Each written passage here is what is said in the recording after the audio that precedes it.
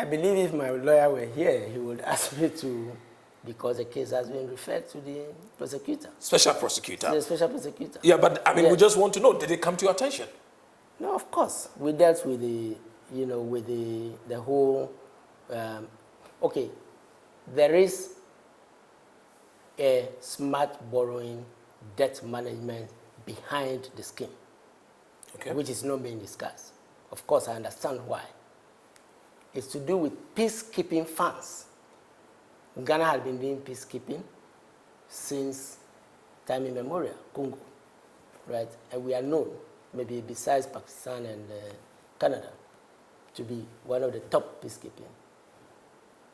These countries ring-fence the proceeds from the peacekeeping force to protect their troops with better gear, right?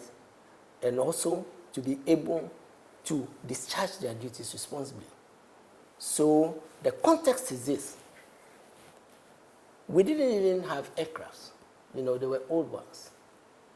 So in ring-fencing the revenue, the same way we ring-fence airport tax, MPS, port dues, and others to support MPS, which is part of, we ring-fence, the peacekeeping funds.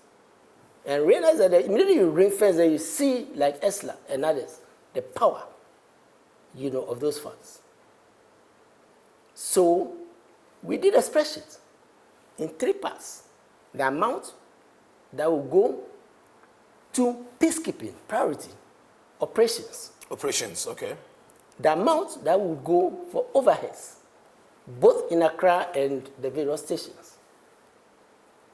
Once we have satisfied that, there was still some balance left, which was not being put in a consistent plan.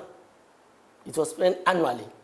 So with that amount of money, we realized we had enough funds, to buy military gear, including aircrafts, to improve the efficiency and protect our troops better. This is the context, right? As far as the Ministry of Finance and what, you did about, yes. In this well, yes, I'm part of the administration, but I'm just explaining to complement, Okay. So I hear about maintenance.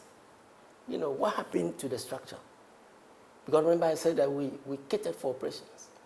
I hear about, the aircrafts not being maintained properly and whatever, short landing and what.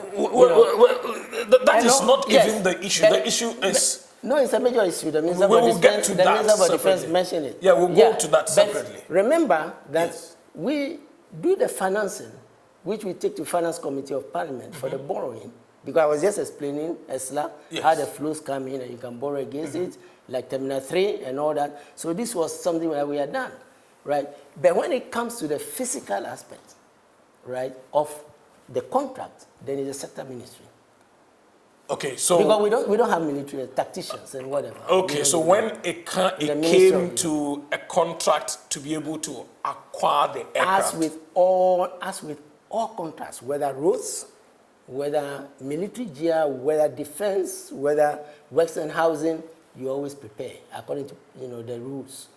Finance, the finance agreement. So the finance agreement is what you work on? The works contract, Ministry of Defense... Did you ever see the finance agreement between Ghana and Airbus?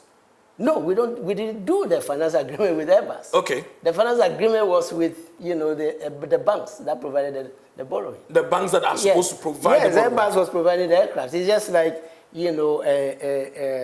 Sinopec. Okay. So you're supposed to see to the due diligence and ensure that we are getting value for money. Yes, of course. To make sure that yes, and to make sure that yes, that's a whole finance, anything to do with financing. But when it comes to the